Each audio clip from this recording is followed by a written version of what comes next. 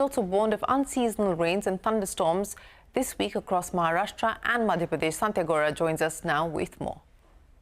Yes, IMD has forecast an above normal minimum and maximum temperature and above normal number of heat wave days for summer 2025, as you can see in the charts here.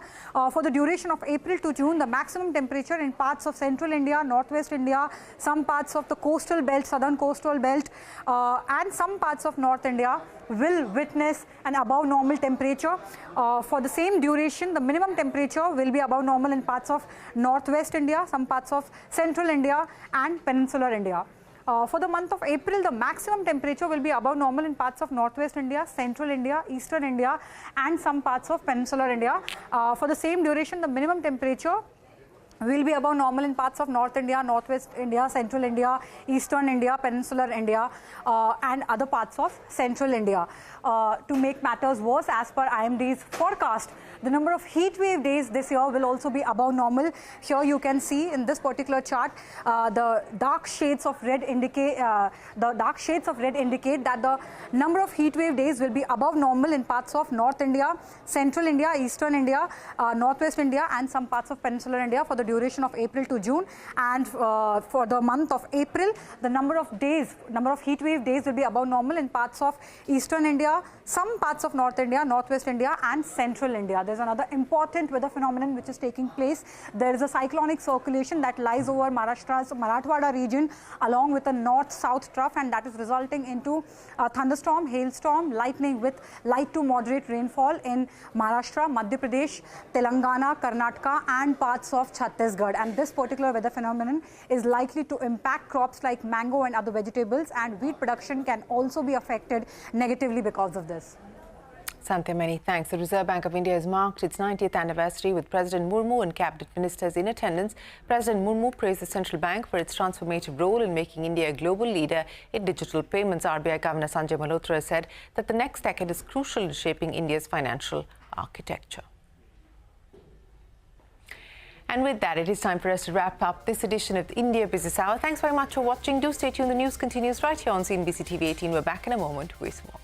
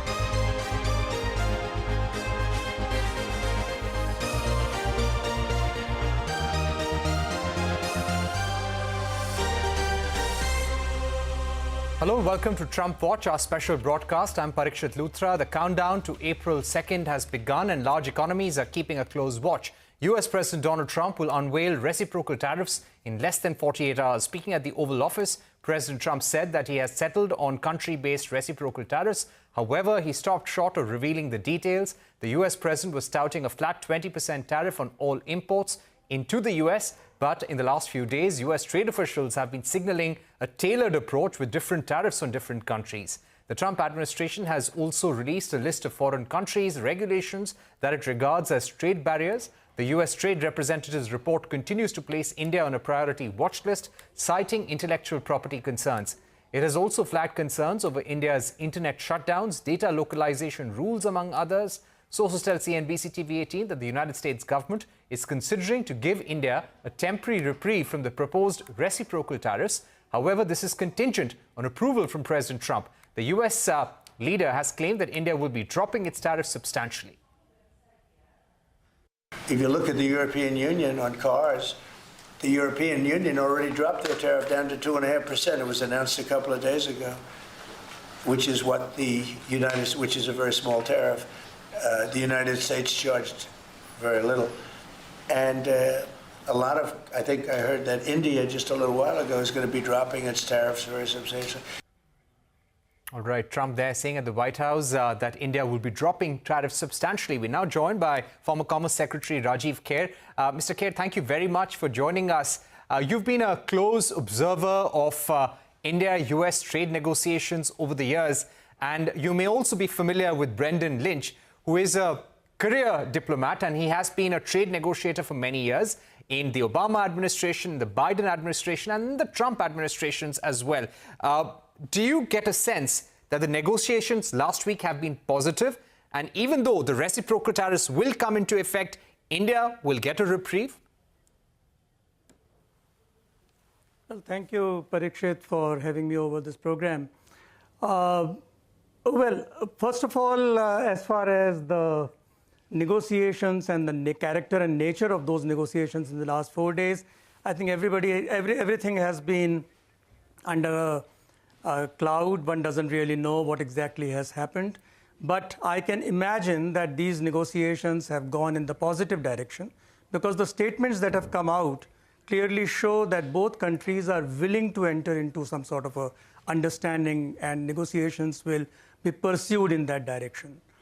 Now, as far as the whole issue of reciprocal tariff is concerned, I think there is a lot of haze around it. And as you said, very little has come to be known as to what exactly President Trump means by reciprocal tariff. It can mean many things to the audience. It could be purely a manner in which, a manner of speaking as to if you impose tariff on me, I'll impose tariff on you. And then it can increase in complexity from country to country, average tariffs being equaled. It could be product-based tariff being equaled. It could be tariff line-based tariff being equaled. So at the moment, it's very difficult to really say as to what exactly is meant by the reciprocal tariff, the phrase used very often. Right. We'd also like to ask you, because earlier today, there was a USTR trade estimate report which focused on the non-tariff barriers in India, from internet shutdowns.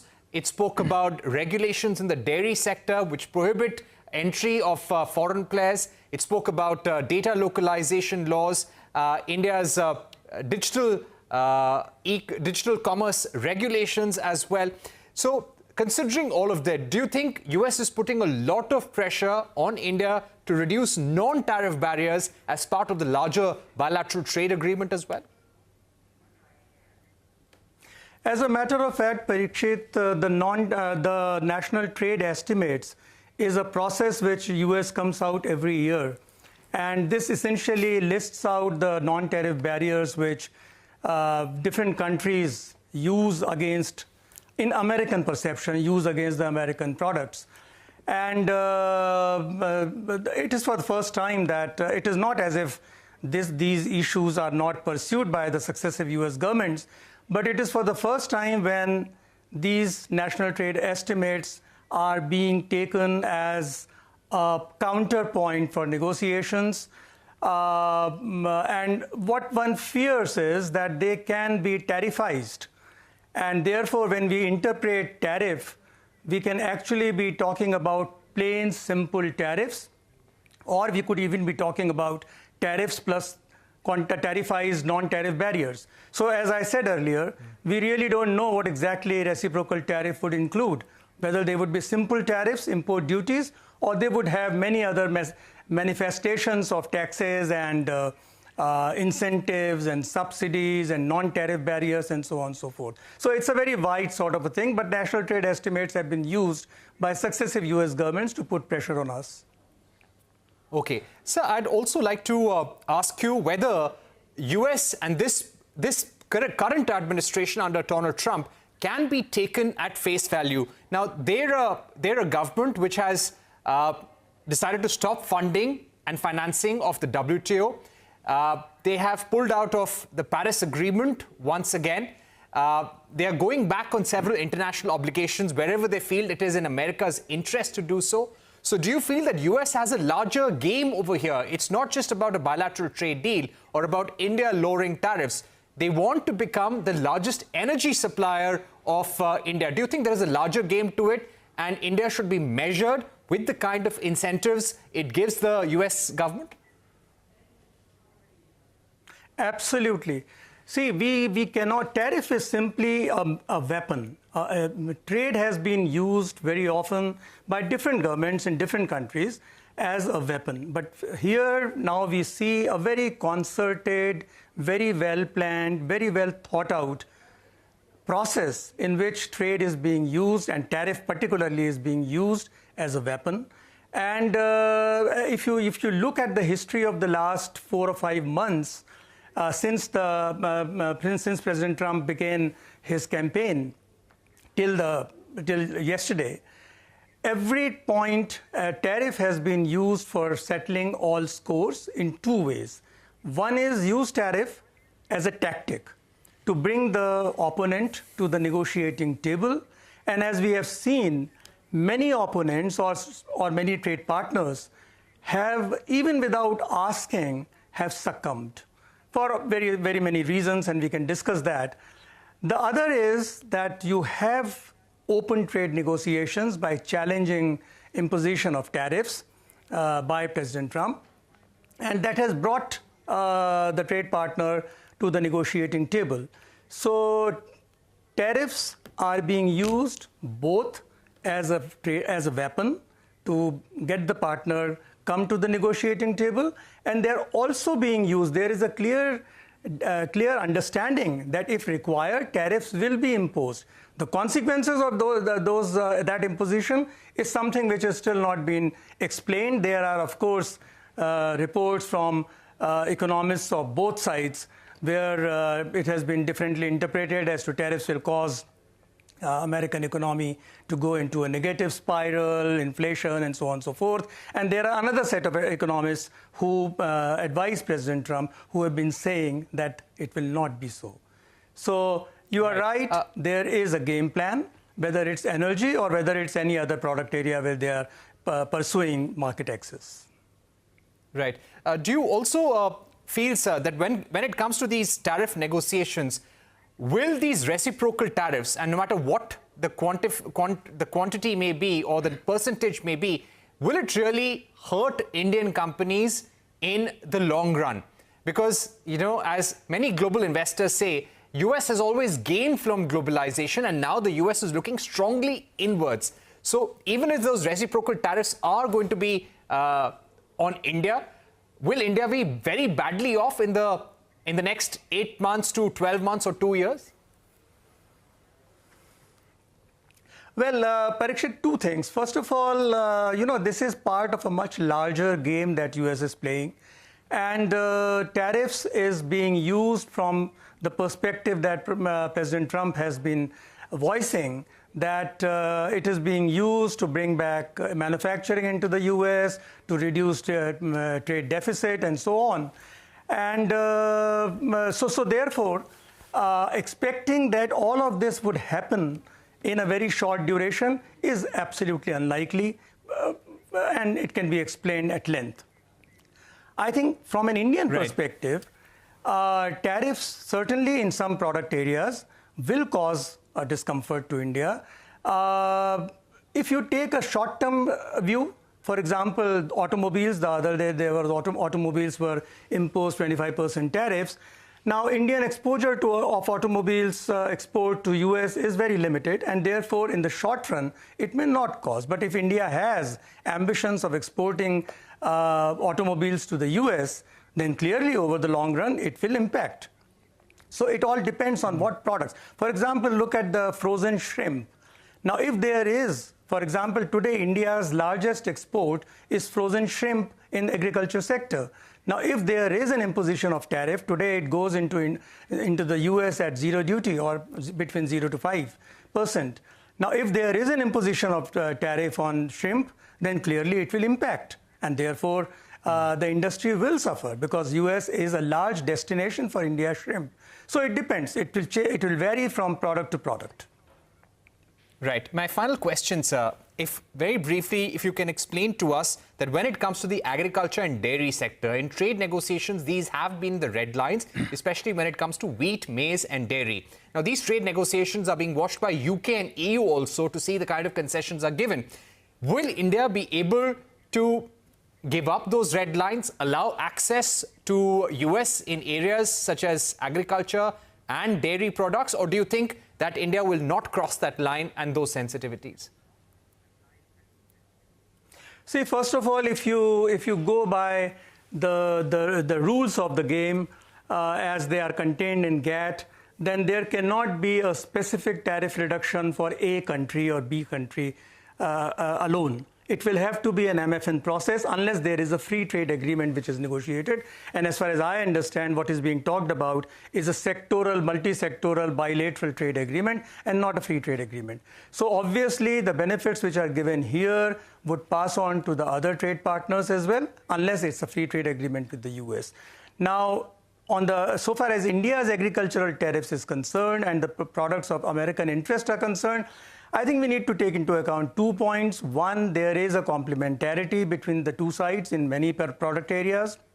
For example, the US interest in almonds, in walnuts, in apples, in whiskies is something where where India should have no opposition in a very significant manner. There are product areas where the US has interest and where India may have sensitivities, for example, wheat or dairy.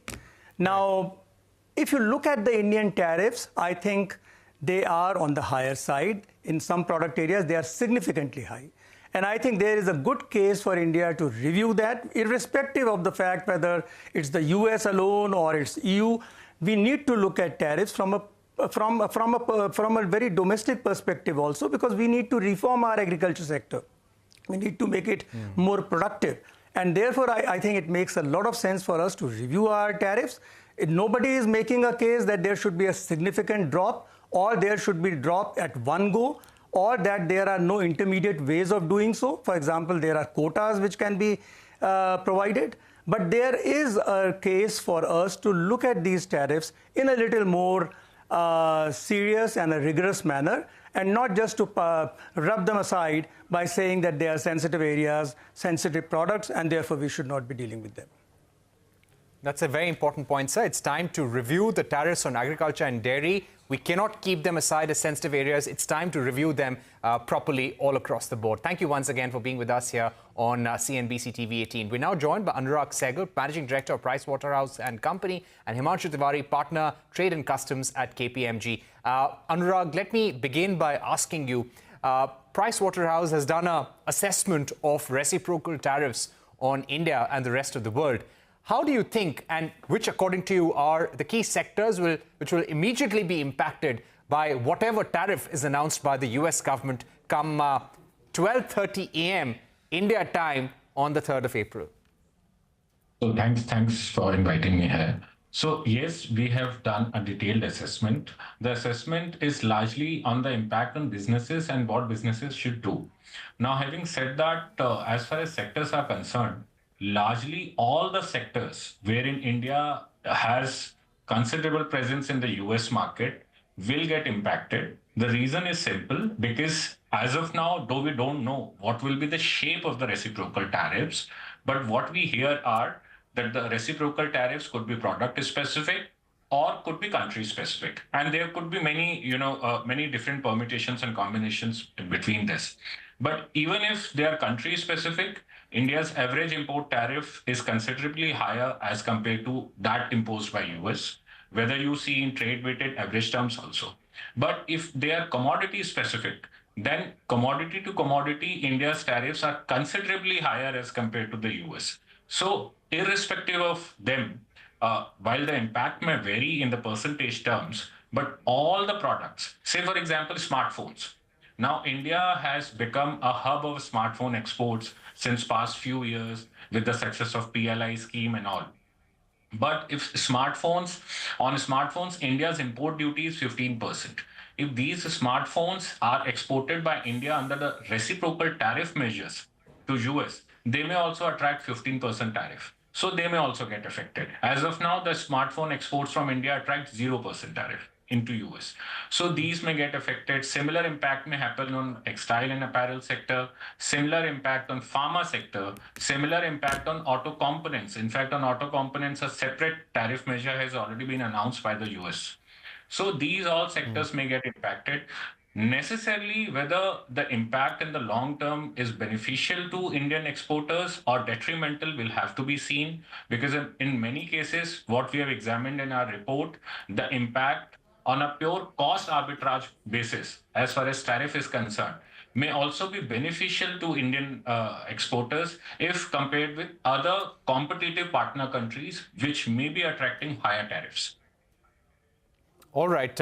Let me also go across to Mr. Himanshu Tewari. Himanshu, as far as KPMG is concerned, have you done any assessment on what extent can India reduce tariffs, the average tariff rate? So what the US is right now talking about is that India's tariff rate all across the board is as high as 17%.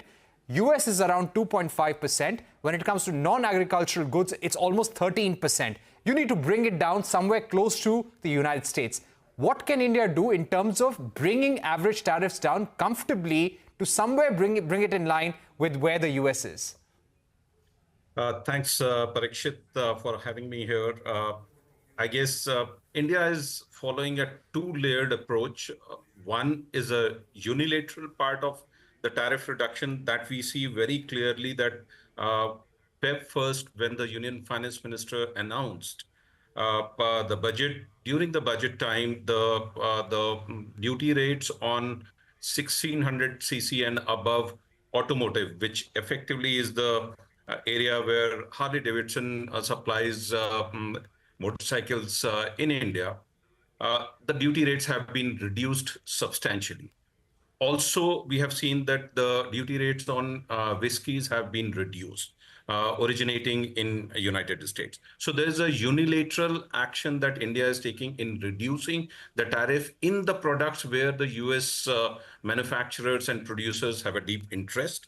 This product range includes automobile, medical devices, agricultural produce, whiskey, dairy product, steel and aluminum products. So here we will see that India is initiating the steps by demonstrating significant reduction for specific products. But in addition to that, there will be a bilateral approach where the two sides will sit together and come to a common agreement that which are the products where India is seeking market share increase in US and where US manufacturers are seeking market share increase. So that will be a subject matter of bilateral discussion. But I would emphasize this, Parikshit, that while the world has latched onto this April 2nd as the date where significant announcements will be made, but I would say that it is beginning of a period of change. We'll have to watch it out for an extended period of time. It is that the trade economic cycle that we have seen for past 3 decades, that trade economic cycle is changing its direction. We have seen in past 3 decades that duties were being reduced. It was the phase of free trade and globalization. That trade economic cycle is changing. The tariff barriers, the more active users of trade and tariff barrier would be in vogue, and various countries would be using it. So it's a very active phase of change that we'll watch out for next decade or so. So it is not a point of time event, it is a period of time event, and we have to approach it in that manner. All right. So, Himanshu, do you believe that this is weaponization of tariffs, and it's not just limited to US? Other nations are also watching, and perhaps this is the beginning of weaponization of tariffs and trade, not just for 1 year, but for the next 1 decade? I would say that, yes, it would be a long-term layered rollout of trade and tariff changes. I won't use the phrase weaponization. I would say that trade and tariff as a policy tool, which will be more actively used in the coming decade, and various countries will take a very calibrated approach and to these changes. It is a long-term change, and it will roll out in multiple phases with various stakeholders balancing out and observing what is happening at the other end. Right. Let me go across to Anurag once again. Anurag, will the bilateral trade deal, there is a lot of optimism that such a deal would be signed by September, October this year when Donald Trump visits India. In fact, India has said that the talks last week have been very positive, and the US is encouraged by those talks. Will this bilateral trade agreement be actually beneficial for Indian companies in growing their trade basket, becoming a larger supplier for the world as well? Yeah, surely. There is no doubt about it. If India and US are able to close this bilateral trade deal, it will be beneficial to Indian exporters for the sheer reason. I can give 2 reasons why it will be beneficial. One, when the bilateral trade deal happens, even if it is not a FTA, it is a side deal wherein MFN-based reductions are agreed by India. But then also India would seek something against the market access which India is providing. So some access, greater access to the US market will be gained by India, one. Second, if reciprocal tariffs have been brought in, or other such tariffs have been brought in, say auto component tariffs have been announced, in bilateral trade deal, India will surely negotiate a way to mitigate these tariffs. So existing trade barriers or the imposition of certain more trade barriers will be mitigated. More trade openness will be brought in terms of market access in the US market. So these two will be a great enabler for Indian exports to the US, and certainly it will benefit Indian exporters. One more important thing is the posturing. Say if US, as of now, since past 4 months, has only announced negotiation of a trade deal with India amongst all the major economies. So even the US businesses, which know that manufacturing setup in US is a long and ardent process, and cost of production could be very high, because for years now US has moved on from a manufacturing economy to a largely tech-driven, and services economy.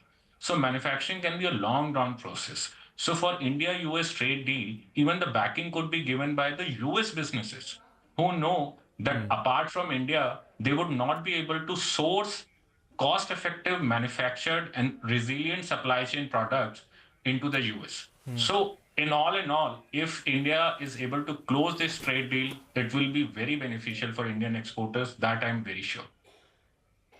All right, we've run out of time, but thank you so much, Anurag and Himanshu, for joining us on the program with those sharp views on what 2nd of April 2025 means in the history of world economics going forward. With that, it's a wrap on this special episode here on tariffs and trade.